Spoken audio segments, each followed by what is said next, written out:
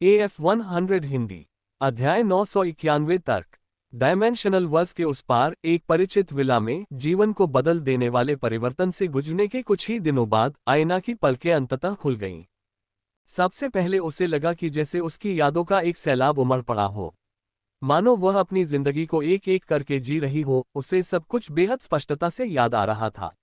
अगर इसे शब्दों में बयां करना हो तो उसे ऐसा लग रहा था जैसे वह कोई कंप्यूटर हो जो एक एक करके फाइलें डाउनलोड कर रहा हो।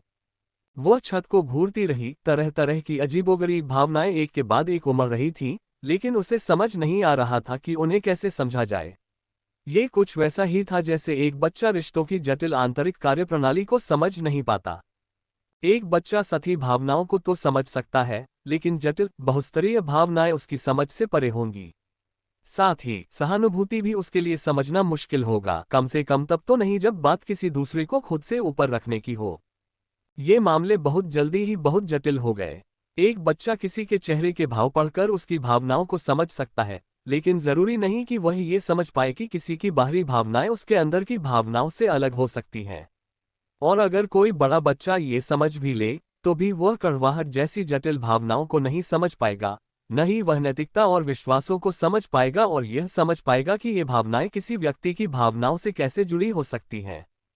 आयना ने अपनी याददाश्त नहीं खोई, न ही उसने अपनी भावनाओं को महसूस करने की क्षमता खोई, बल्कि उसने जो खोया था वह क्षमता जो उसने अपने 2 दशकों से भी ज्यादा के जीवन में विकसित की थी, अपनी और दूसरों की भावनाओं की व्याख्या कैसे करें और उनके अनुसार कैसे काम करें। और जब सब कुछ संक्षेप में कहा जाए तो क्या यही वह मूल नहीं था जिसे एक व्यक्ति व्यक्तित्व कहेगा?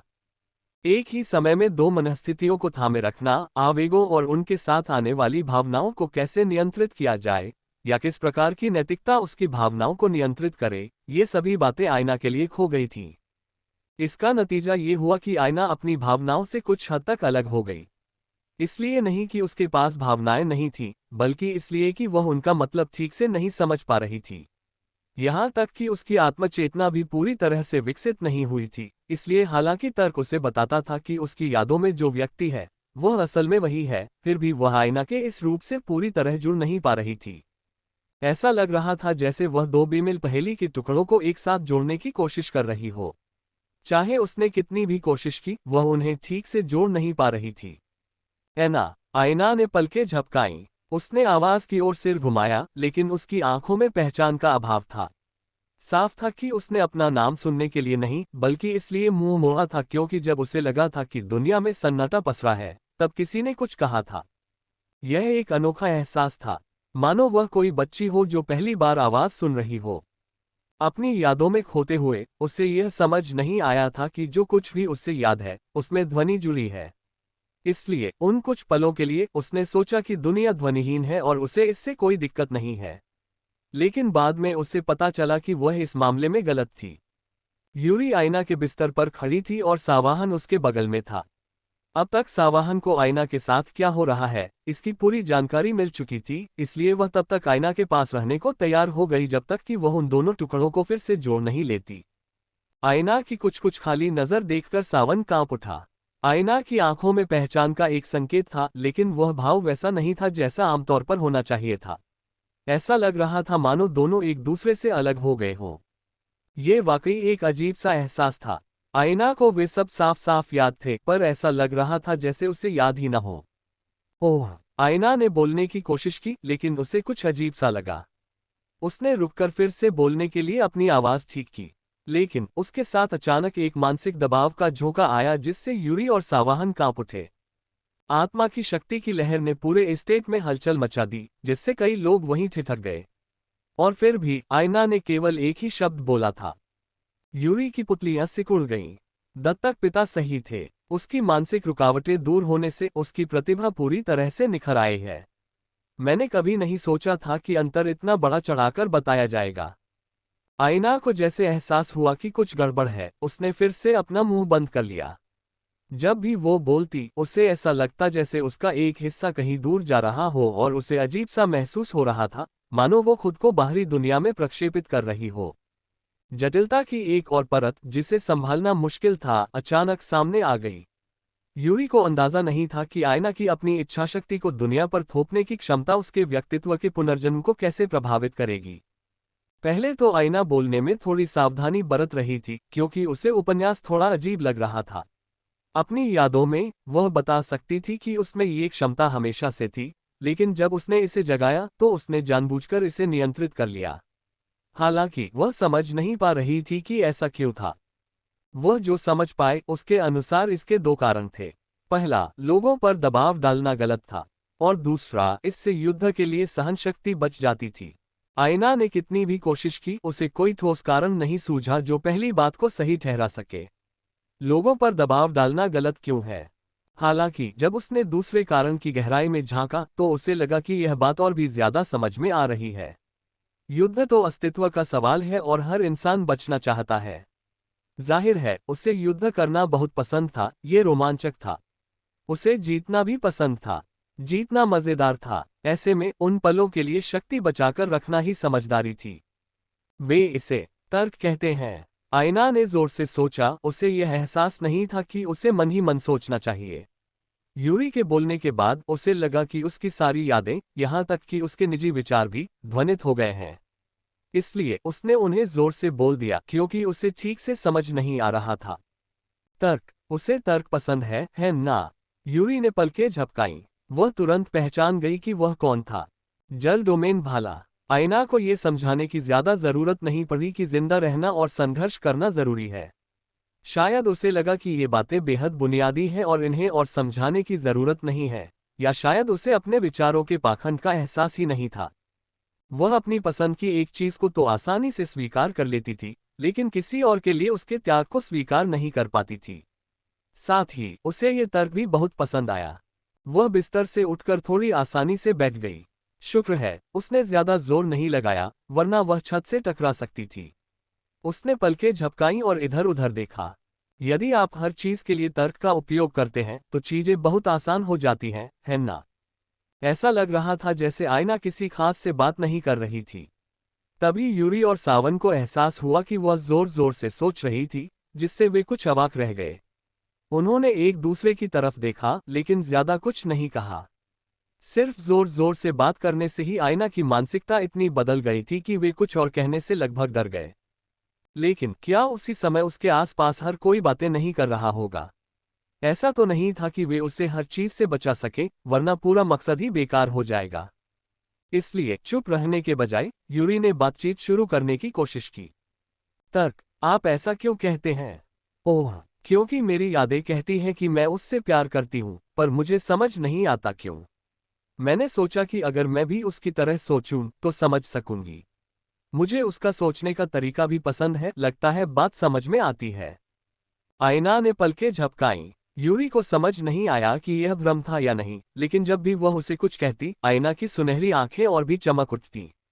इस समय वे मानो अपनी ही रोशनी बिखेर रही थीं, जिससे यूरी के लिए उसे सीधे देखना मुश्किल हो रहा था। मैं समझ गया। यूरी ने सिर हिलाया। तो तुम क्या करना चाहते हो? ठीक है। ट्रेन। आयना की आंखें चमक उठीं। उसे अपनी यादों में याद आया कि उसे ऐसा करना बहुत पसंद था, और उसे लगा कि यह तर्कसंगत भी है। वह जितना ज्यादा प्रशिक्षण लेती, उतनी ही ज्यादा ताकतवर बनती और उतनी ही ज्यादा लड़ाइयां जीतती। इसके अलावा वह जितनी ज्यादा फिट और मजबूत होती, उतनी ही ज्यादा देर तक जिंदा रहती और उसके बचने की संभावना उतनी ही ज्यादा होती। ये सारी बातें उसे तार्किक लगती थीं। और तो और उससे ऐसा महसूस हुआ जैसे उसके खून में कुछ उसे पुकार रहा हो। वो सच में ब्लेड चलाना चाहती थी। जितना बड़ा उतना अच्छा। यूरी और सावन कुछ कर पाते उससे पहले ही आयना उनके पास से निकल गई थी। उसकी गति कई गुना बढ़ गई थी। अगर यूरी का दिमाग तेज न होता तो आयना उसे धुंधली सी ही लगती। यूरी को एहसास हो रहा था कि आयना का खून अब कहीं ज्यादा सुचारू रूप से बह रहा था। अगर पहले यह उसके खिलाफ काम कर रहा था, तो अब यह उसके साथ साथ काम कर रहा था, यहां तक कि उनका योग पहले की तुलना में कई गुना बढ़ गया था। जब यूरी और सावाहन अंततः वहां पहुंचे तो उन्होंने आयना को आंगन में खड़ा पाया, लेकिन उनके चेहरों पर थोड़ी घबराहट थी। मौजूदा आयना सचमुच एक अछूत परी जैसी लग रही थी।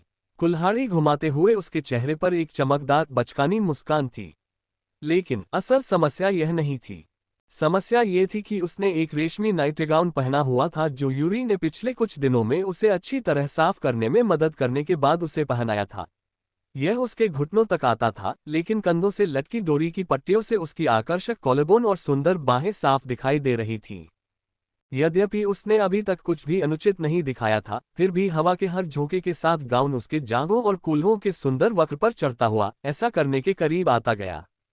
खुशकिस्मती से आयना ने ठीक से अंडरगारमेंट्स पहने हुए थे, वरना नजारा और भी ज्यादा शर्मनाक हो सकता था।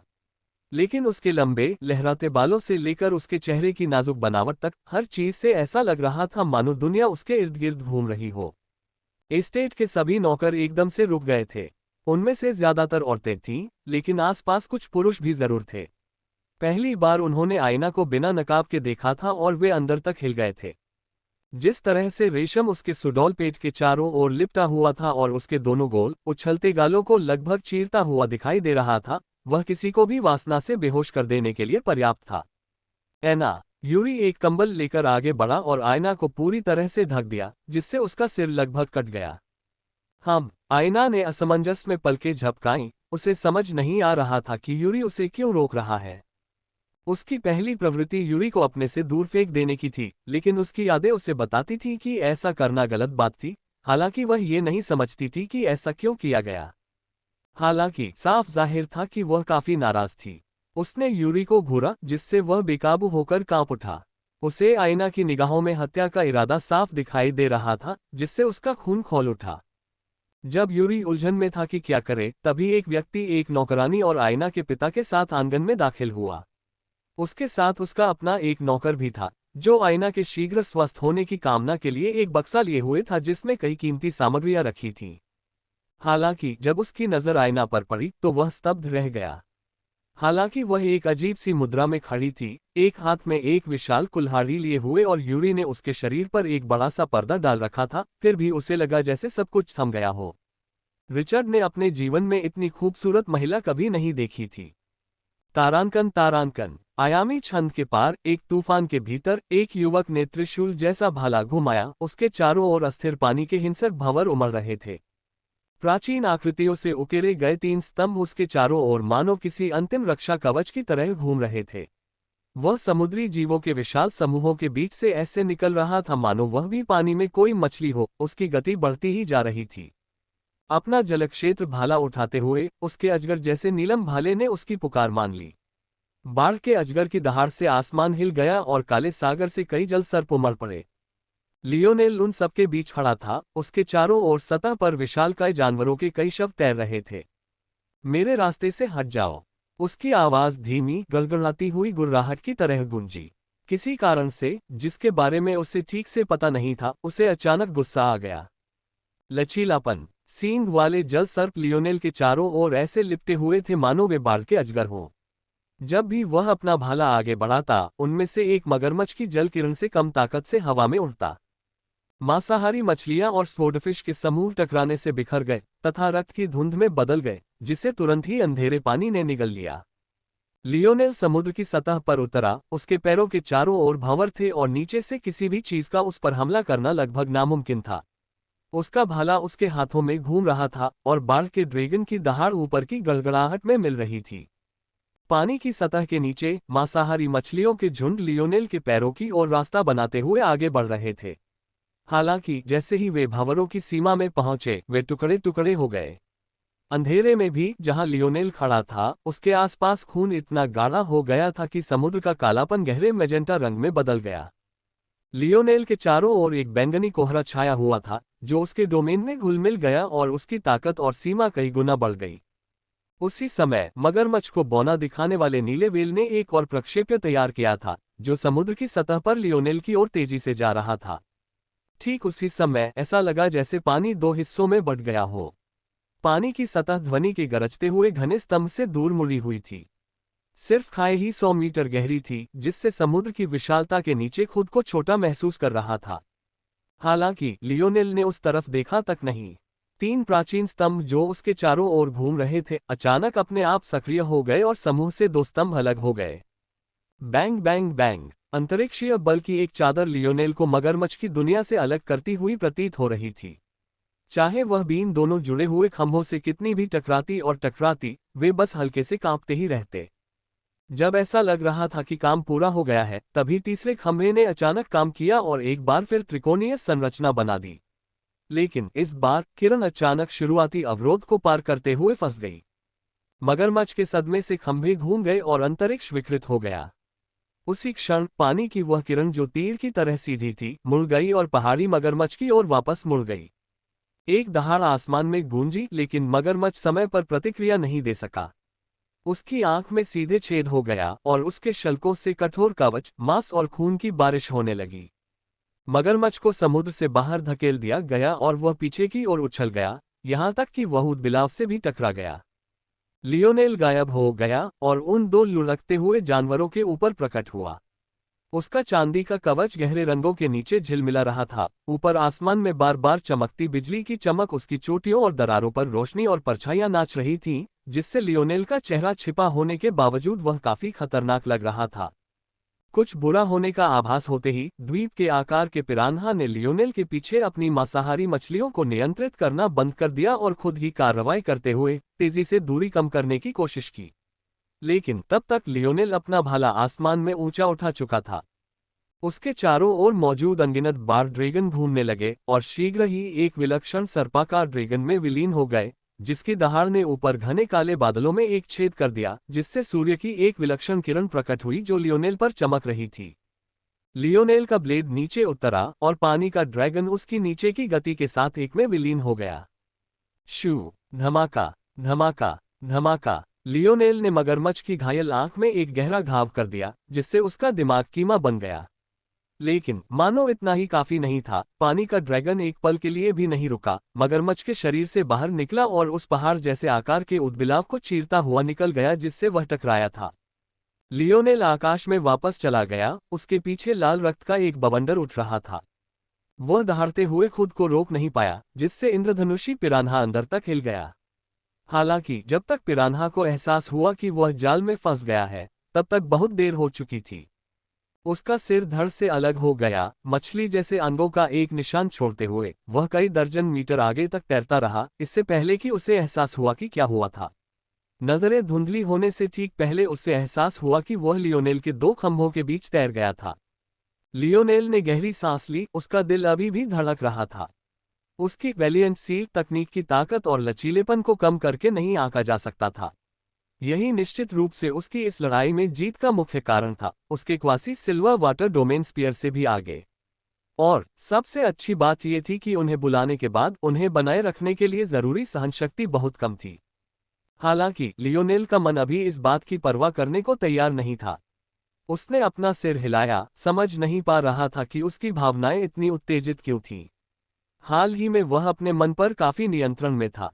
ये वाकई अजीब था। अपना सिर फिर से हिलाते हुए और आंखों से लालिमा हटाने की कोशिश करते हुए लियोनेल ने अपना दिव्य कवच उतारने की जहमत नहीं उठाई। उसे लग रहा था कि उसे जल्द ही फिर से इसकी जरूरत पड़ेगी। इसके बजाय उसने अपने आसपास बिखरी विशाल लाशों को खंडित घन में डालना शुरू कर दिया। जल्द ही उसके सामने 3 विशाल बीस्ट क्रिस्टल थे, एक ऊदबिलाव का, दूसरा मगरमच्छ का और आखिरी इंद्रधनुषी पिरान्हा का। इस ऊदबिलाव में बहुत शक्तिशाली शारीरिक क्षमताएं हैं। फ्रेंको के लिए इसे अवशोषित करना अच्छा रहेगा।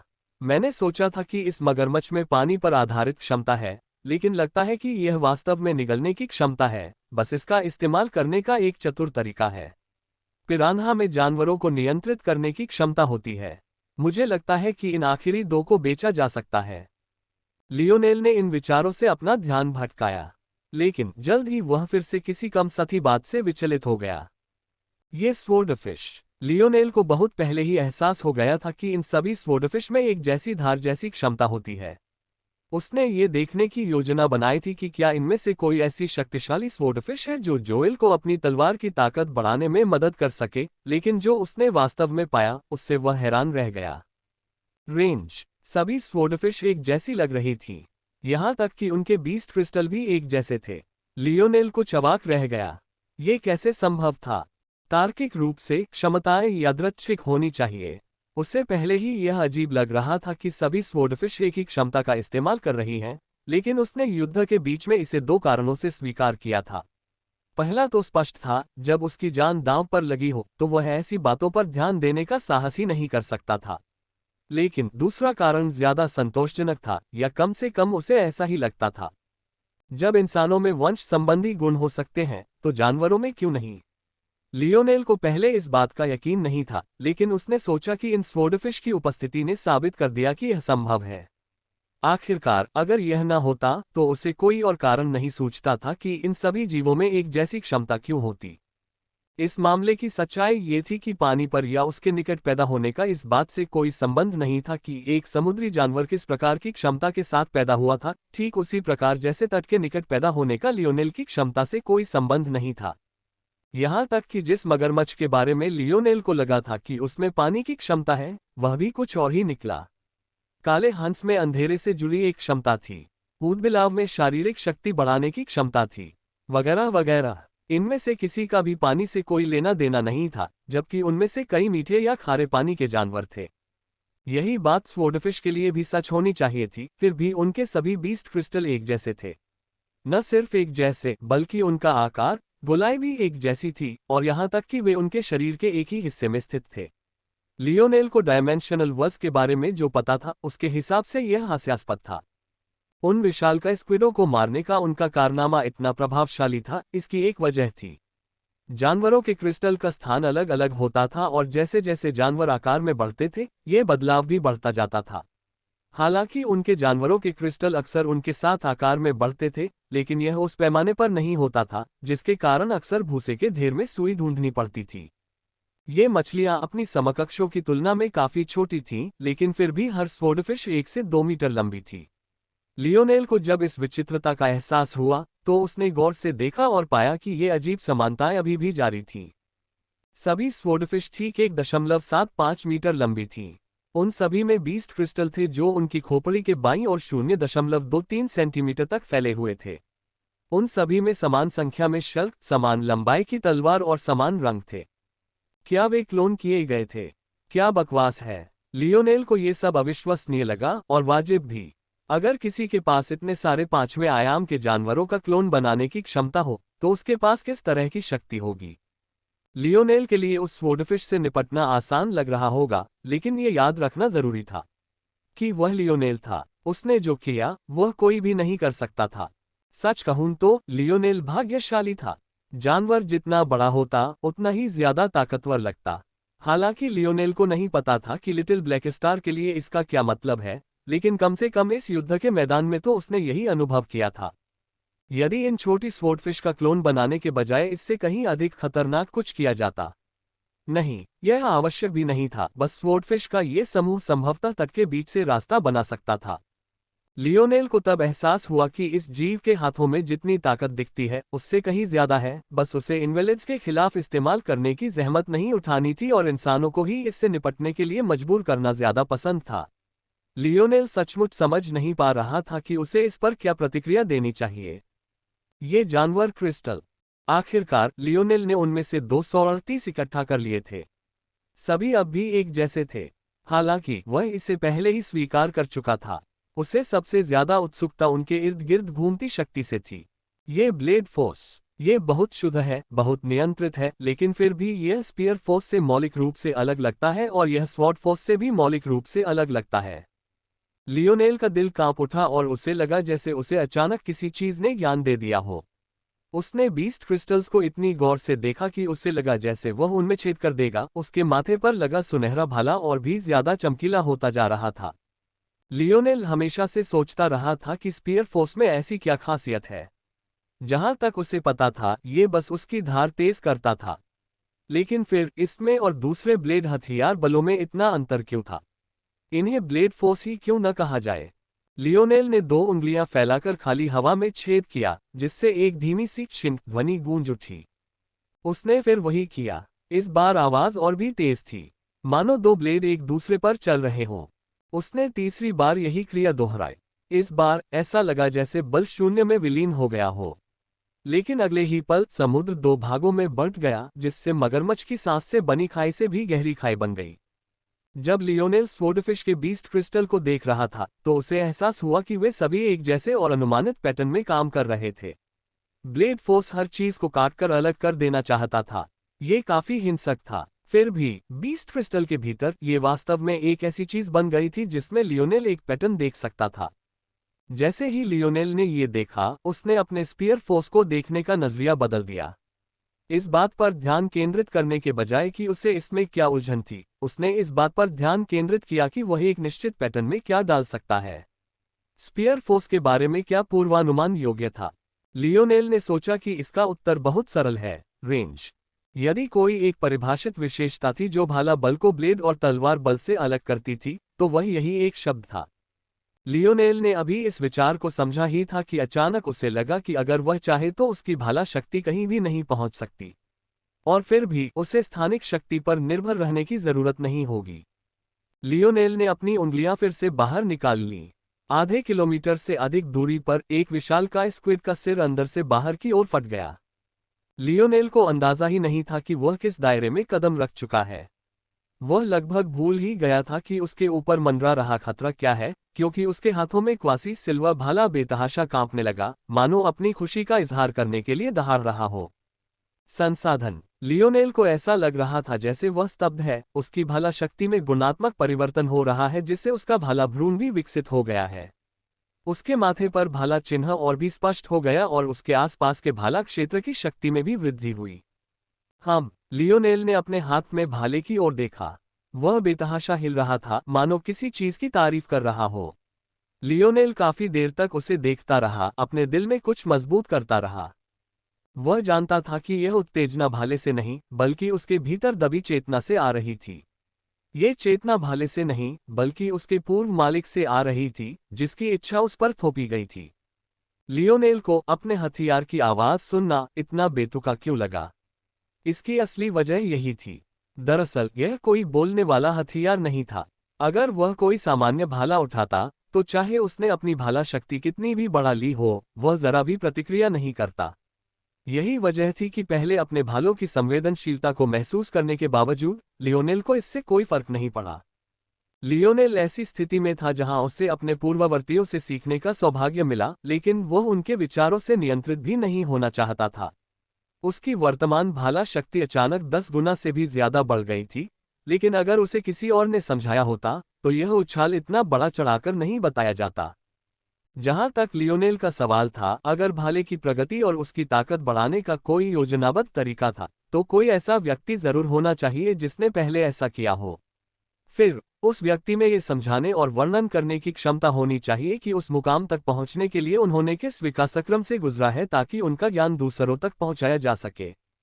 अब तक लियोनेल की इस मामले पर भावनाएं स्पष्ट हो जानी चाहिए थी। अगर कोई और कर सकता था, तो वह क्यों नहीं कर सकता था? भाले की आवाज सुनकर ये कैसी बेतुकी बकवास थी। उसे तो बस अपनी ही जरूरत थी। सच कहूं तो अगर इन भालों के ख्यालों ने उसका ध्यान न भटकाया होता, तो उसे लगता कि वह ये बात बहुत पहले ही समझ सकता था। अगर उसने कुछ देर के लिए अपने काले लकड़ी के भाले का इस्तेमाल करने के लिए इन शक्तिशाली भालों को अलग न रखा होता, तो उसका दिमाग इतना साफ नहीं होता कि अगला कदम क्या होगा।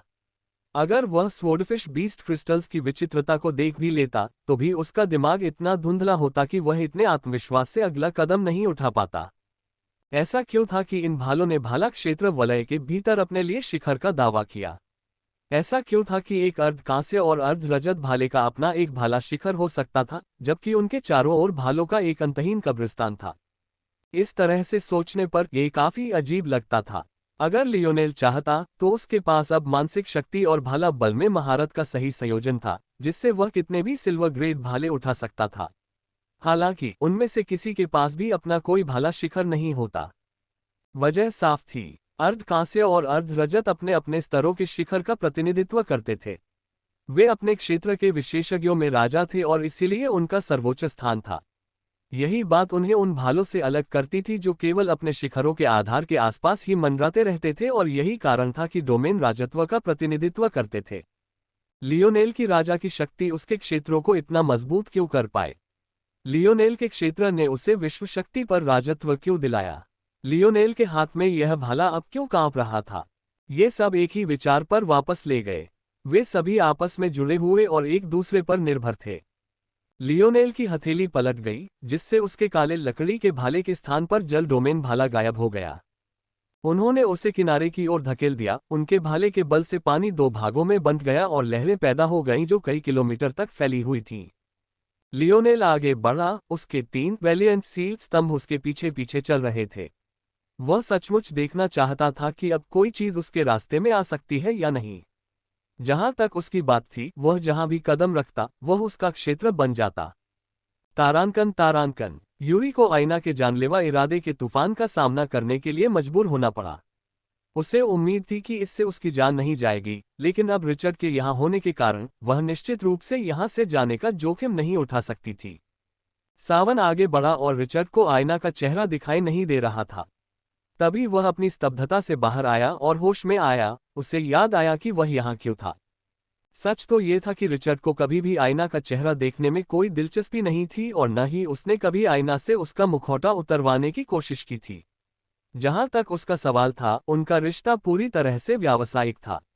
यहां तक कि आयना से शादी के लिए पूछने के उसके विचार भी इस बात से जुड़े थे कि वह कितनी उपयोगी थी, न कि इस बात से कि वह उसके प्रति कितना आकर्षित था। इसके अलावा एक महिला के नकाब पहनने के सिर्फ 2 ही कारण थे। या तो वह बहुत ज्यादा खूबसूरत थी या बहुत ज्यादा बदसूरत। हालांकि यूरी और सावन ने आयना के साथ नकाब पहने थे और रिचर्ड को पहले भी बिना नकाब के देखे जाने की खबरें मिली थीं।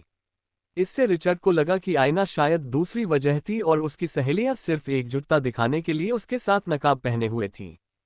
हालांकि अब उसे एहसास हो गया था कि उसका निष्कर्ष सच्चाई से बहुत दूर था। सिर हिलाते हुए उसने अपने नौकर की ओर इशारा किया, जिसने बड़ी चतुराई से अपना बक्सा आयना की बजाय सावन को दे दिया।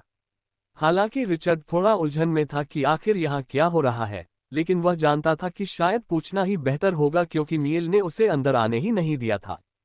यह मेरी सराहना का एक प्रतीक मात्र है, मिस ब्रेजिंगर। आपने जिन संसाधनों के बारे में पूछा था उनमें से अधिकांश यहाँ मिल सकते हैं, तथा उससे भी कहीं अधिक। आयना ने पलकें झपकाईं। उद्धरण चिन्ह डॉट डॉट डॉट। ये सही है, संसाधन मेरे लिए भी महत्वपूर्ण है, बहुत महत्वपूर्ण। रिचर्ड की भौहें थोड़ी सिकुड़ गईं। उसे समझ नहीं आ रहा था कि इस पर क्या जवाब दे। स्निपिंग। मियेल ने भौहें चढ़ाईं। अगर उसे पता होता कि आयना अब जाग रही है तो वह रिचर्ड को कभी अंदर न आने देता। सिर्फ इसलिए कि उसे लगता था कि उसकी बेटी अभी भी कोमा में है, उसने रिचर्ड के आग्रह पर उसे अंदर आने दिया था। आखिरकार परिवार के एक जागीरदार होने के नाते संभावित उत्तराधिकारियों के प्रति उसका थोड़ा बहुत सम्मान तो बनता ही था, खासकर जब से ऐसा लग रहा था कि रिचर्ड ने इस मामले में सुरक्षित बढ़त ले ली है। केवल यही कहा जा सकता है कि यह समय बहुत भयानक था। मियेल को इस बात की बिल्कुल परवाह नहीं थी कि उसकी बेटी किसे आकर्षक लगती है और किसे नहीं, वह ऐसी बातों की परवाह करने वाला इंसान नहीं था। असल बात यह थी कि वह आयना के ठीक होने पर कोई अनुचित प्रभाव नहीं डालना चाहता था। रिचर्ड बहुत समझदार युवक था, उसे पहले से ही अंदाजा था कि आयना के व्यवहार में कुछ गड़बड़ है। हालांकि वह शायद ठीक ठीक अंदाजा नहीं लगा पाता कि क्या हुआ था, लेकिन उसे परेशानी खड़ी करने के लिए ऐसा करने की जरूरत नहीं थी। मियेल ने हल्की सांस ली और सिर हिलाया। फिलहाल आगे बढ़कर रिचर्ड को बाहर निकालने से चीजें और भी अजीब लगने लगेंगी। वह बस इसे बर्दाश्त कर सकता था और उम्मीद कर सकता था कि आयना को कोई बेतुका विचार न आए। हालांकि एक क्षण के लिए उसके चेहरे पर अजीब सा भाव आ गया था, लेकिन रिचर्ड ने तुरंत ही खुद को संभाला और आयना को हल्की मुस्कान दी। आपने मेरे लिए बहुत कुछ किया है और मैं पूरे विश्वास के साथ कह सकता हूं कि आप ही की वजह से मैंने अपने लिए आधिकारिक उत्तराधिकारी का पद लगभग हासिल कर लिया है। चूंकि आपने मेरी इतनी मदद की है, तो मैं आपको उचित इनाम कैसे न दूं। मैंने ये सुनिश्चित किया है कि मैं आपको आपकी मांग से ज्यादा दूं और अगर भविष्य में आपको किसी चीज की जरूरत पड़े तो बेझिझक मुझसे संपर्क करें। रिचर्ड की मुस्कान उसके शब्दों के अंत में और अधिक स्वाभाविक हो गई जब उसने मियेल की ओर मुड़ने से पहले यूरी और सावाहन की ओर हल्के से सिर हिलाया। सर ब्रेजिंगर, मुझे आपके घर में आने की इजाजत देने के लिए मैं आपका आभारी हूं। मैं अब और दखलंदाजी नहीं करूंगा और अब विदा लेता हूं। अगर आपको किसी चीज की जरूरत हो तो आप बेझिझक मुझसे भी संपर्क कर सकते हैं। मियेल ने हल्के से सिर हिलाया, लेकिन ज्यादा कुछ नहीं बोला। वह जानता था कि रिचर्ड आज उसकी संपत्ति में घुसने की जिद इसलिए कर रहा था क्योंकि अब उसके पास छिपने की कोई वजह नहीं थी। रिचर्ड आज लौटने से पहले काफी समय तक गृह वियोला से दूर रहा था। फिर भी उसने जो पहला काम किया वो यहाँ आना था। वह सबको साफ साफ बता रहा था कि न सिर्फ वह वापस आ गया है, बल्कि उसके अधीन एक शक्तिशाली जागीरदार भी है। चूंकि एना अपने मिशन को पूरा करते हुए लगभग मर ही गया था, इसलिए अगर मीर चाहता भी कि रिचर्ड से अपना हाथ धो ले तो वह ऐसा नहीं कर सकता था। जब तक उस रात जो हुआ उसका ब्यौरा स्पष्ट होता, तब तक ब्रेजिंगर्स रिचर्ड से पूरी तरह बंध चुके होते। उद्धरण चिन्ह ... माफ करना, दत्तक पिता। आयना अभी अभी जागी है और हम उसे यहाँ आने से नहीं रोक सके। रिचर्ड और उसके नौकर के गायब होने के बाद यूरी बोला। मियेल ने सिर हिलाकर यूरी से कहा कि उसे बुरा न लगे। वह कुछ कदम आगे बढ़ा और अपनी बेटी की आंखों में देखा, लेकिन उसे बस एक खालीपन का एहसास हुआ जिससे उसकी आह निकल गई। खैर, ऐसा नहीं था कि उसे आयना की ठंडी नजरों की आदत नहीं थी, लेकिन ये अलग था। यहाँ कोई ठंडक नहीं थी, बस उदासीनता की सीमा थी। कई मायनों में ये पहले वाले से ज्यादा चुभता था और उसके पीछे एक ठोस वजह भी थी। मियेल सोच रहा था कि क्या उसे अभी आयना को ग्रह वियोला से दूर ले जाना चाहिए, लेकिन अंततः उसने ऐसा न करने का फैसला किया। हालांकि यहाँ का माहौल अस्थिर था और उसे हर रोज कई फैसले लेने पड़ते थे, फिर भी वह जल्द ही अपने व्यक्तित्व में सुधार लाएगी। अगर इसमें ज्यादा समय लगा तो शायद वह कभी भी अपने पुराने रूप में वापस नहीं आ पाएगी। आपके लिए सबसे महत्वपूर्ण क्या है? मेल ने अचानक कहा, उसकी कर्कश आवाज आयना की ओर थी। यही वो सवाल था जो वो आयना से रोज पूछने की योजना बना रहा था।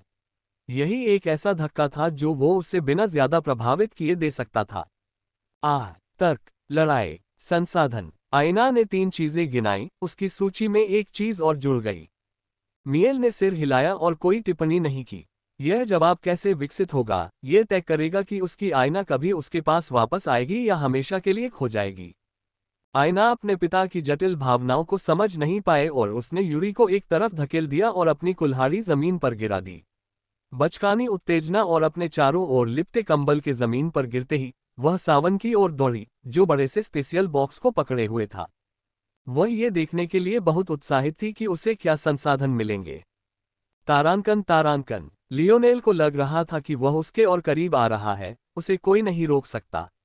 उसकी गति न सिर्फ अंधा कर देने वाली थी, बल्कि उसके भाले की मारक क्षमता भी कई गुना बढ़ गई थी। तारों की रोशनी से भरी एक सड़क लियोनेल के आगे के रास्ते को रंग रही थी।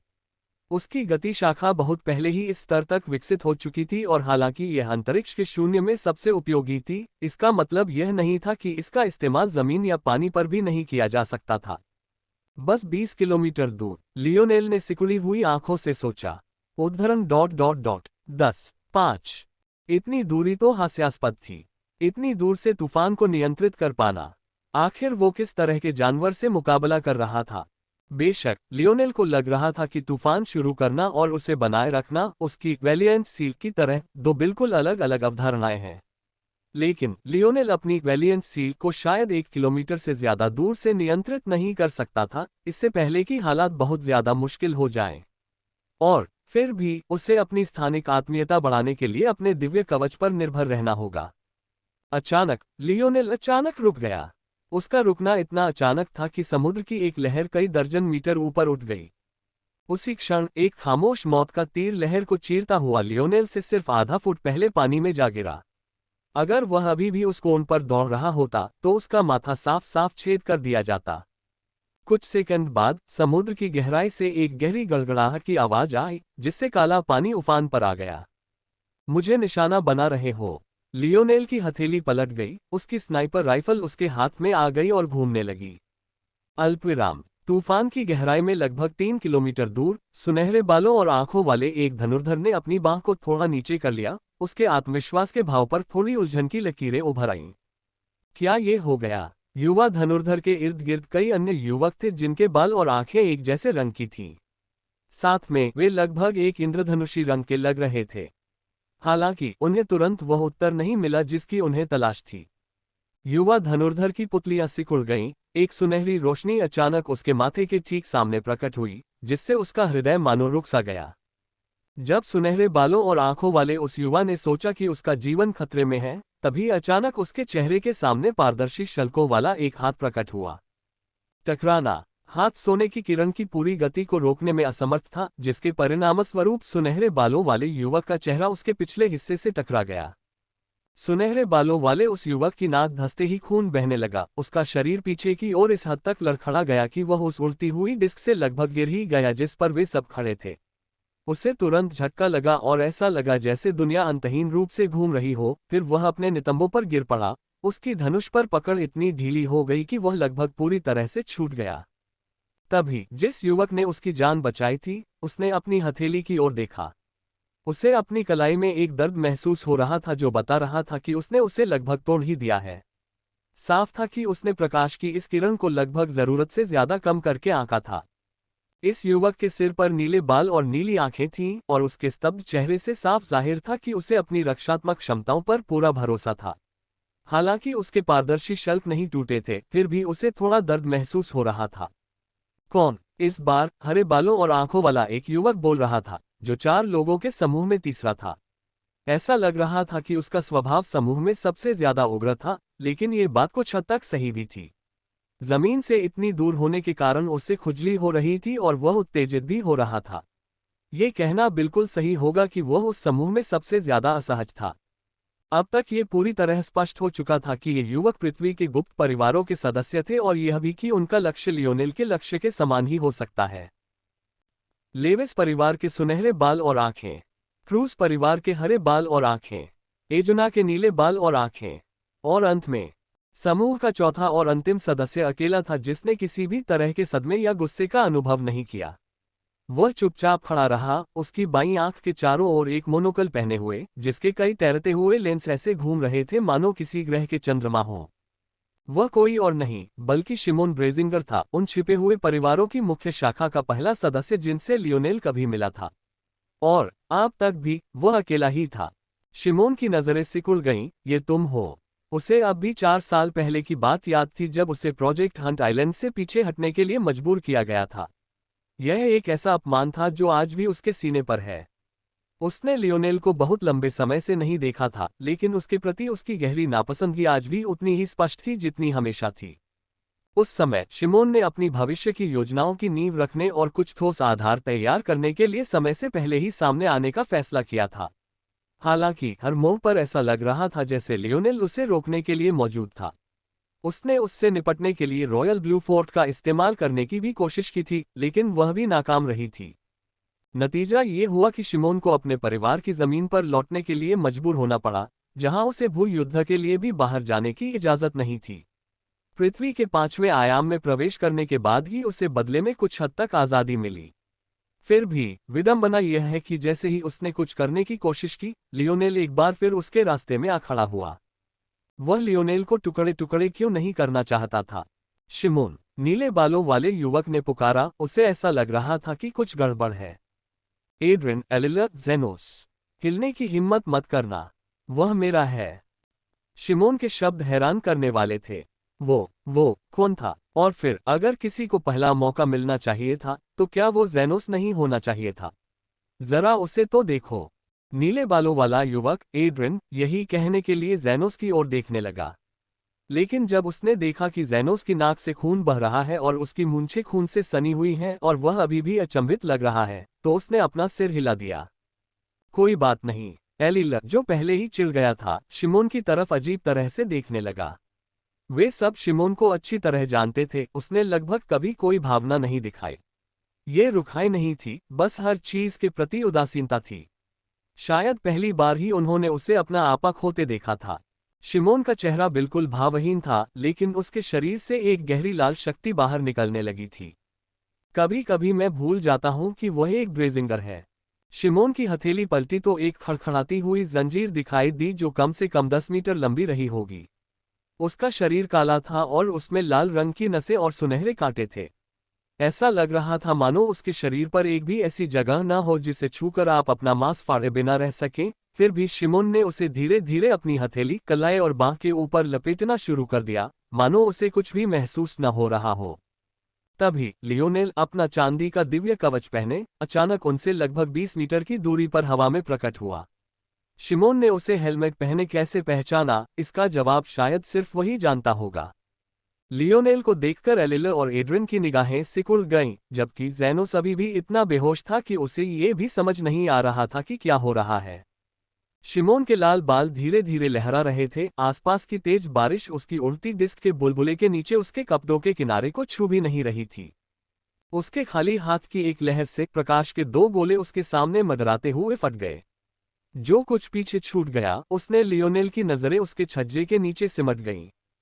दो विशाल धातु के पक्षी दिखाई दिए, या यूं कहें कि ऊपर से वे ऐसे ही दिख रहे थे, लेकिन उनके असली रूप ने लियोनेल का ध्यान जरूर खींचा। आज एक और अध्याय आ रहा है।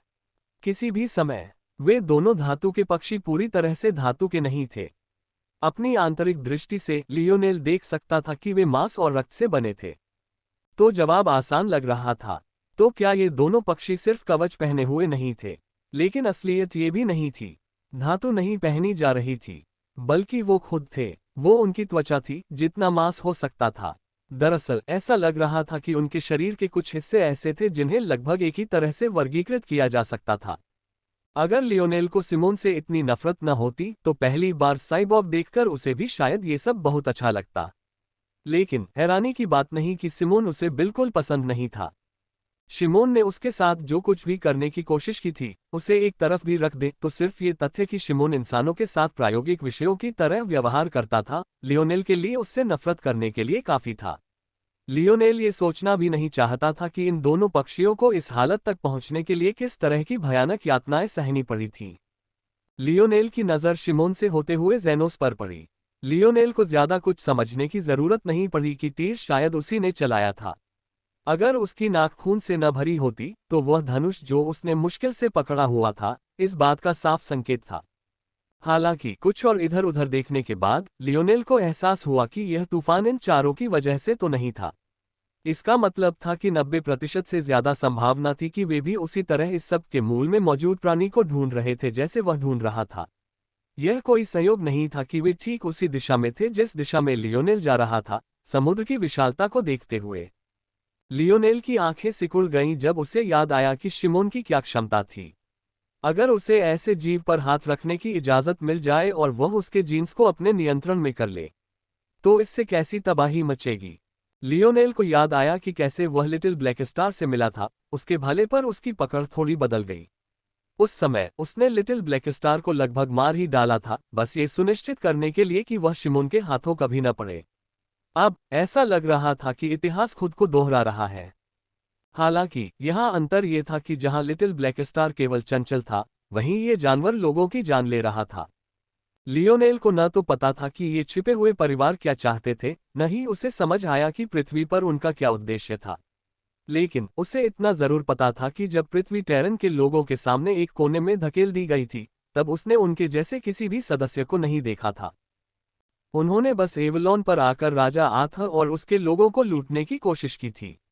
असफल होने के बाद वे गायब हो गए और तब तक फिर कभी प्रकट नहीं हुए जब तक कि अब फिर से लाभ प्राप्त करने का समय नहीं आ गया, जबकि अन्य लोग पृष्ठभूमि में गिरकर मर रहे थे।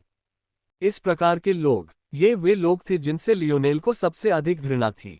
मैं तुम्हें दो विकल्प देता हूं, लियोनेल ने ठंडे स्वर में कहा। या तो मेरी नजरों से दूर हो जाओ या फिर मेरी तलवार के नीचे दब जाओ। शिमोन के चारों ओर फड़फड़ाती लाल शक्ति अचानक उमड़ पड़ी, उसकी पुतलियां सिकुड़कर छेदों में बदल गईं। ये निश्चित रूप से वह लियोनेल नहीं था जिसे वह जानता था। जिस लियोनेल को वह जानता था, उसमें वह धार नहीं थी, उसमें वह खून का प्यासा स्वभाव नहीं था। दरअसल उसमें हत्या करने की बिल्कुल भी इच्छा नहीं थी। वह लियोनेल बिना पंजों के शेर या बिना दांतों के शार्क जैसा था। लेकिन अब लियोनेल ने अपना भाला उठाया और उसे शिमोन की भौहों के बीच तान दिया। यह एक स्पष्ट, बेपर्दा उकसावा था। उस क्षण लियोनेल का आभामंडल स्पष्ट रूप से दिखाई दे रहा था।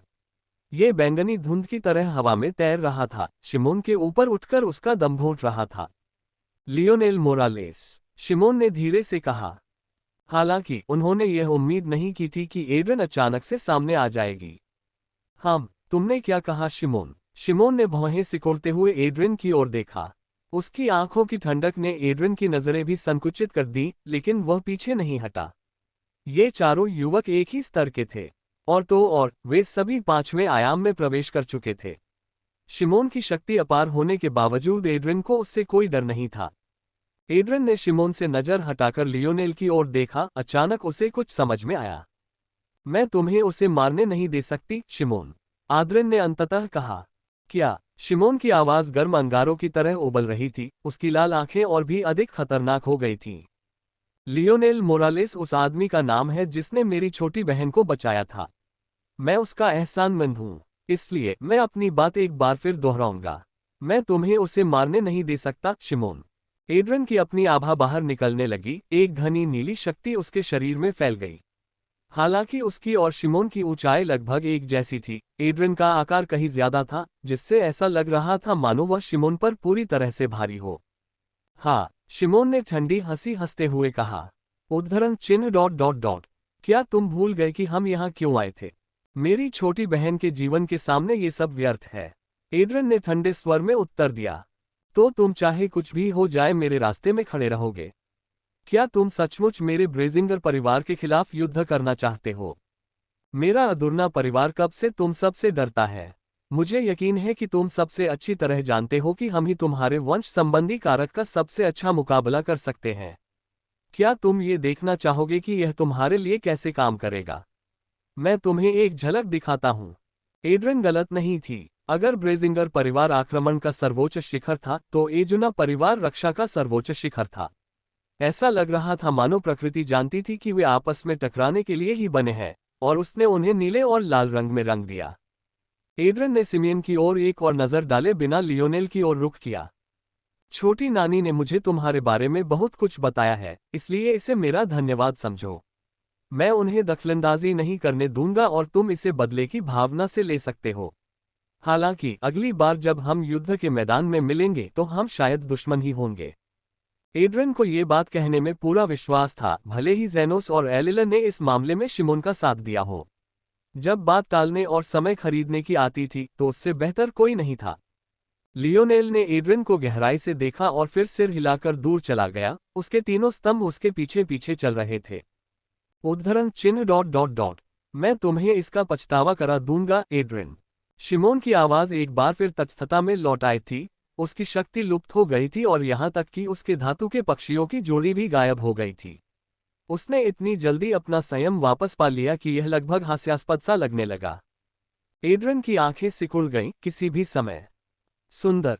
शिमोन जल्द ही गायब हो गया और वापस ब्रेजिंगर परिवार की जागीर में पहुंच गया। तीनों युवक पीछे छूट गए और जेनोस धीरे धीरे अपनी स्थिति में आ गया।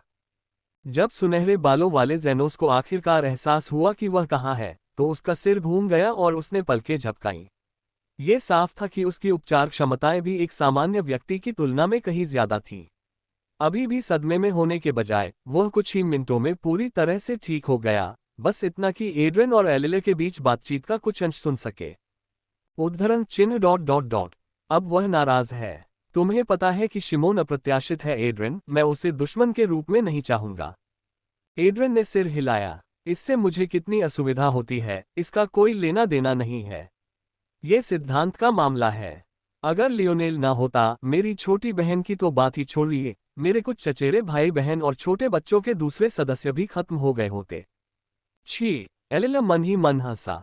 तुम्हारा परिवार जोन्स छीनने के लिए इधर उधर भटकता रहा और आखिर में मरते मरते बचा। क्या ये बहुत मजेदार नहीं है? एड्रन ने एलिला को घूरा, लेकिन उसने इसे अनदेखा कर दिया, क्योंकि वास्तव में किसी की जान नहीं गई थी। यह एक पौराणिक क्षेत्र था, इसलिए जोखिम अलग था। अगर मैं उस समय चौथे आयाम में नहीं गया होता, तो शायद मैं भी वहां चला जाता। यह दुर्भाग्यपूर्ण था कि यह एक अनोखे क्षेत्र में बदल गया। एलिला की पुतलियां सिकुड़ गईं। उद्धरण चिन्ह डॉट डॉट डॉट। वह एक अनोखे क्षेत्र में बच गया।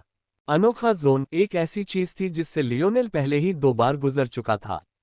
खैर, एक बार तो वह जोन, अगर जोन को भी गिन लेता तो लगभग 2 गुना हो जाता। इसलिए लियोनेल के लिए यह कोई बड़ी बात नहीं थी और न ही उतना दुर्लभ जितना ज्यादातर लोग इसे बताते थे। लेकिन हकीकत तो यही थी कि ज्यादातर लोगों के लिए एक अनोखा जोन मौत की सजा थी। बिल्कुल साफ। इस मामले को समझने के लिए बस वैलिएंट हॉट माउंटेन संगठन के वैलिएंट पिलर हेरिटेज के बारे में सोचना होगा। किसी खुले जोन का बार बार इस्तेमाल करने के लिए तकनीक का यही स्तर जरूरी था।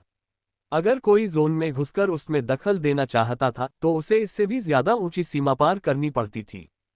इसका क्या मतलब था? इसका मतलब था एक ऐसे खजाने का इस्तेमाल जो स्वर्ण श्रेणी के वीर स्तंभों के बराबर या उनसे भी बेहतर था। जब इस तरह के परिप्रेक्ष्य में देखा गया तो लियोनेल के लिए जिंदा बच पाना कितना चौंकाने वाला था, ये साफ तौर पर सामने आ गया। इससे ये भी साफ हो गया कि कैमलॉट जोन से मिली अपनी खोज को सौंपकर उसने किस तरह का दुश्मन बना लिया था। इसमें कोई आश्चर्य की बात नहीं थी कि वे क्रोधित हो गए। यदि उच्च आयामीय अस्तित्व के रूप में निम्न आयामों की यात्रा करना कठिन न होता तो शायद वे पहले ही किसी ऐसे व्यक्ति को भेज चुके होते जिसका मुकाबला लियोनेल संभवतः नहीं कर सकता था। उद्धरण चिन्ह ... मैं समझ गया। तो ऐसा लगता है कि पृथ्वी के पास सचमुच कुछ युवा नायक हैं। ज़ेनोस अपने होठों से खून पोंछते हुए बोला। जो कुछ हुआ था उससे वह जरा भी नाराज नहीं लग रहा था। दरअसल उसकी आंखें इतनी चमक उठी थीं कि लग रहा था कि वह अभी लियोनेल का पीछा करेगा। अगर उन्हें ज्यादा पता न होता तो वे सोचते कि यह युद्धोन्मादी ब्रेजिंगर परिवार का सदस्य है, जबकि शिमोन ज़ेनोस के लेविस परिवार का सदस्य था। उनके पास सिर्फ एक ही नहीं है। एड्रियन ने दूर की ओर देखते हुए कहा। मेरी उंगलियां खुजली कर रही हैं। ज़ेनोस ने मुस्कुराते हुए कहा। एलिला ने आंखें घुमाई। क्या तुम थोड़ी कम बेशर्मी कर सकते हो? तुम तो अभी अभी मरते मरते बचे थे। अल्पविराम। लियोनेल बहुत तेजी से अपने गंतव्य के करीब पहुंच गया। ऊपर से बारिश अभी भी जारी थी और घने गड़गड़ाते काले बादल धरती की तरह ठोस होते जा रहे थे। उसने एड्रियन के प्रस्ताव को स्वीकार करने में जरा भी संकोच नहीं किया। आखिरकार उसे कोई लड़ाई लड़ने की जरूरत ही नहीं थी, जो उसे लड़नी ही नहीं थी। और आगे जो भी होने वाला था उसकी कीमत कोई छोटी बात नहीं थी, ये लियोनेल को पक्का पता था। शायद एड्रियन भी इस बात से वाकिफ थी, इसीलिए लियोनेल के मन में भी उस युवक के लिए एक स्वस्थ सम्मान पैदा हो गया था। लियोनेल की आगे बढ़ती गति एक बार फिर थम गई, लेकिन इस बार न तो कोई धनुर्धर था और न ही कोई तीरंदाज। आगे मानो आकाशीय प्रकाश का एक प्रभामंडल, घने काले बादलों में एक छोटा सा छेद था। इन तूफानी बादलों ने जितने किलोमीटर की दूरी तय की थी उसकी तुलना में यह 10 मीटर चौड़ा छेद एक पिन गिरने जितना था। उसमें से एक सुनहरी रोशनी की किरण उतरी जो धीरे धीरे पानी की सतह को छू रही थी, जिससे एक ऐसा दृश्य निर्मित हुआ कि लियोनेल पूरी तरह से अवाक रह गया। चारों ओर काले पानी की प्रचंड लहरें उठ रही थीं, यहां तक कि हल्की सी झुकी हुई रोशनी के स्तंभ से टकरा रही थी। फिर भी इस रोशनी के स्पर्श से सुशोभित जल न केवल पूरी तरह से शांत था, बल्कि उसका एक सुंदर आसमानी नीला रंग भी था जो किसी को भी साफ उष्णकटिबंधीय महासागरों की याद दिलाता था, जिसकी तलहटी तक देखा जा सकता था। इस सुंदर, स्थिर और स्वच्छ जल में एक अकेली कोई मछली थी जिसके सुनहरे शल्क और पंख इतने नाजुक और लचीले थे कि वे पानी में भीगे हुए पारदर्शी रेशमी कपड़े जैसे लग रहे थे। कोई मछली की लंबाई केवल 2 फीट थी और लियोनेल के सामने आए विशालकाय जीवों की तुलना में वह एक चींटी के समान थी। फिर भी उसने उसे अपनी ओर खींचा और साथ ही उसे खतरे का ऐसा एहसास कराया जो उसने पहले कभी अनुभव नहीं किया था। सुंदर, ये लियोनेल द्वारा देखा गया अब तक का सबसे खूबसूरत जीव था। उसे मारना तो दूर, उसे नुकसान पहुंचाने के लिए भी उसमें हिम्मत नहीं थी। यह एक नाजुक फूल जैसा था, अपनी प्रजाति का बिल्कुल आखिरी, अपने पूर्वजों की सुंदरता बिखेरता हुआ और अपने कंधों पर एक पूरी प्रजाति का भार उठाए हुए। काफी देर तक लियोनेल बस देखता रहा, उसका दिल किसी ऐसी अकल्पनीय चीज से जकड़ा हुआ था जिसे वह शब्दों में बयां भी नहीं कर सकता था। वह इतना मंत्रमुग्ध था कि उसने उस विचित्र, घृणित और दुर्गंधयुक्त प्राणी पर ध्यान ही नहीं दिया जिसने अपना स्पर्शक उसकी पीठ पर उठाया हुआ था। जोखिम। लियोनेल की पुतलियां सिकुड़ गईं। उसने महसूस किया कि उसका दिल तेजी से धड़क रहा है और उसकी नसों का आकार अचानक दोगुना हो गया है। उसके नियंत्रण से बाहर उसका ड्रीम काउंटर सक्रिय हो गया, जिससे उसका शरीर लड़ने या भागने की स्थिति में आ गया। बिना किसी हिचकिचाहट के लियोनेल ने पलकें झपकाईं। टकराना। लियोनेल की आंखें चौड़ी हो गईं जब उसने देखा कि उसका एक वैलिएंट सील काले बैंगनी रंग के तंतु की ताकत के नीचे टुकड़ों में बिखर गया। बस उसके पास सिर्फ 2 ही बचे थे जिन्हें उसने जल्दी से अपने पास ले आया। सामने खड़ी उस राक्षसी चीज को देखते ही उसके चेहरे पर एक अजीब सा भाव उभर आया। अगर उसका ड्रीम काउंटर न होता तो उस प्रहार के पीछे की ताकत को देखते हुए लियोनेल को लगा कि वह जरूर मर जाता। हालांकि सबसे चौंकाने वाली बात यह थी कि उसके ड्रीम काउंटर के सक्रिय होने के पीछे जरूर कोई ऐसी चीज रही होगी जिसने उसके दिमाग को धुंधला कर दिया होगा। लियोनेल के पास कई स्वप्न काउंटर थे। एक तो जीवन और मृत्यु की सीमा पर उसकी तुरंत उपचार क्षमता को सक्रिय कर देता था। दूसरा वह था जो अभी अभी सक्रिय हुआ था। यह आंतरिक दृष्टि की एक कड़ी से जुड़ा था जो हमेशा उसके आसपास की गतिविधियों पर नजर रखती थी और उसके चेतन मन से अलग थी। आंतरिक दृष्टि की इस कड़ी का एकमात्र काम आने वाले प्रहार की तीव्रता का आकलन करना था। अगर प्रहार लियोनेल की सहनशक्ति से बाहर होता तो स्वप्न काउंटर सक्रिय हो जाता और उसके शरीर को भागने के लिए अनुकूल स्थिति में ले जाता। हालांकि सामान्य परिस्थितियों में लियोनेल को इस प्रक्रिया के बारे में शुरू से अंत तक पता था, लेकिन इस बार उसकी नींद तब तक नहीं खुली जब तक उसकी रक्तवाहिकाएं फैल नहीं गईं और उसका दिल तेजी से धड़कने लगा। इसी वजह से वह अचानक जाग गया। इससे उसे एहसास हुआ कि वह अभी एक अजीब समाधि में प्रवेश कर गया था और यह सब उस सुनहरे शल्क वाली कोई मछली से संबंधित था। जैसा कि कहा गया है, लियोनेल के पास अब उस कोई मछली पर ध्यान देने का समय नहीं था, क्योंकि उसके सामने यह विशालकाय टेंटेकल मछली एक दुर्गंध के साथ नीचे आ रही थी, जिसे उसने अभी अभी महसूस किया था। बिना किसी हिचकिचाहट के लियोनेल ने स्वप्न बोध का इस्तेमाल किया, जिससे उसकी घ्राणशक्ति इतनी कमजोर हो गई कि वह काफी सुस्त हो गई। अपना भाला लहराते हुए उसने उसे आगे की ओर बढ़ाया, पीछे हटते हुए उसकी कलाई कई बार फड़की। एक क्षण में राक्षस के दर्जनों तंतु टूट गए, बैंगनी रक्त की वर्षा के साथ उड़ते हुए नीचे समुद्र में टपकने लगे और उसकी अंतड़ियां दिखाई देने लगीं, जिसे देखकर लियोनेल स्तब्ध रह गया। इसकी सुरक्षा भयानक है। लियोनेल को अभी तक यह एहसास नहीं हुआ था कि राक्षस के तंतुओं में सुरक्षा की कमी नहीं थी, बल्कि उसकी भाला शक्ति इतनी शक्तिशाली हो गई थी कि वह उससे बचाव नहीं कर पा रहा था। अगर लियोनेल में सुधार न होता तो एक तंबू को काटने के लिए कम से कम 3 वार करने पड़ते, लेकिन अब एक ही वार में कई तंबू कट जाते थे। लियोनेल की आंखें सिकुड़ गईं। इतने सारे तंबुओं को निकालने के बाद राक्षस पीछे हट गया, लेकिन इससे पहले लियोनेल को ये पता चल गया कि उन सभी तंबुओं के पर्दे के पीछे क्या था। गर्व। लियोनेल के निष्कर्ष ने उसके चेहरे पर भी अजीब सा भाव ला दिया। ऐसा इसलिए था क्योंकि यह निष्कर्ष उसके अपने सामान्य अनुमानों पर आधारित नहीं था, बल्कि उसके स्वप्नलोक में एक चिंगारी का परिणाम था। कहने का तात्पर्य यह था कि उसने जो कुछ देखा था वह गर्भ के वर्गीकरण के अंतर्गत पर्याप्त रूप से सही था, जिससे उसके स्वप्नलोक में प्रतिक्रिया उत्पन्न हुई। अंडे, गर्मी, पोषण, प्लेसेंटा।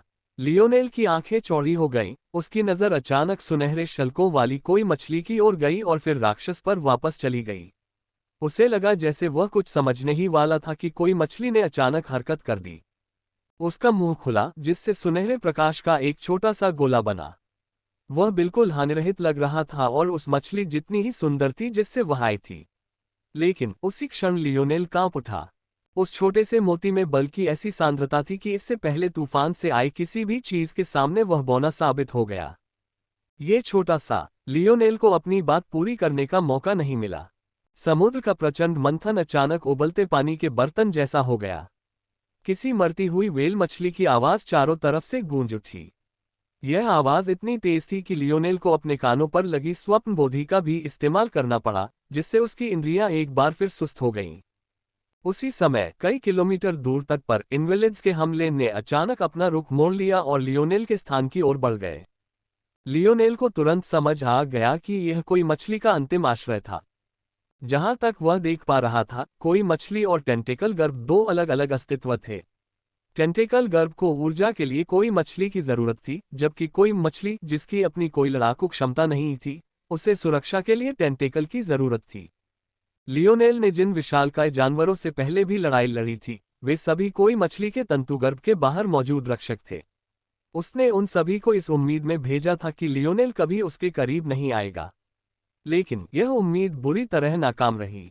टेंटेकल गर्भ को रक्षा की अंतिम पंक्ति माना जा सकता था और यह वास्तव में लियोनेल द्वारा यहां तक पहुंचने के दौरान लड़े गए किसी भी जानवर से कहीं अधिक शक्तिशाली था। हालांकि दोनों ने कभी यह उम्मीद नहीं की थी कि लियोनेल की सफलता टेंटेकल गर्भ को उनके जानवरों के अग्रिम मोर्चे से भी बदतर बना देगी। कोई विकल्प न होने के कारण कोई मछली के पास केवल अंतिम उपाय के रूप में लियोनेल से निपटने के लिए इन्वेलिड्स के हमले को बुलाना था, ताकि वह भागने का रास्ता खोज सके। क्या तुम अपनी हार को शालीनता से स्वीकार नहीं कर सकते? लियोनेल ने मन ही मन डांटा। भाड़ में जाए वाइस। लियोनेल ने अपनी इंद्रियों से खंडित घन में हाथ डाला और वाइस को बाहर निकाला। युवक असमंजस में आंखें झपकाने लगा, उसे समझ नहीं आ रहा था कि क्या हो रहा है। वाइस कोई और नहीं बल्कि लियोनेल द्वारा पाले जा रहे 2 सेवेंट्स में से एक था। लियोनेल हमेशा उनका इस्तेमाल करने से हिचकिचाता था क्योंकि उसे डर था कि वे उसके नियंत्रण से बाहर हो जाएंगे, लेकिन फिर भी वह धीरे धीरे उनकी लगाम ढीली कर रहा था। अब यह देखने का समय था कि उसका जोखिम उठाना उचित था या नहीं। संपर्क टॉस।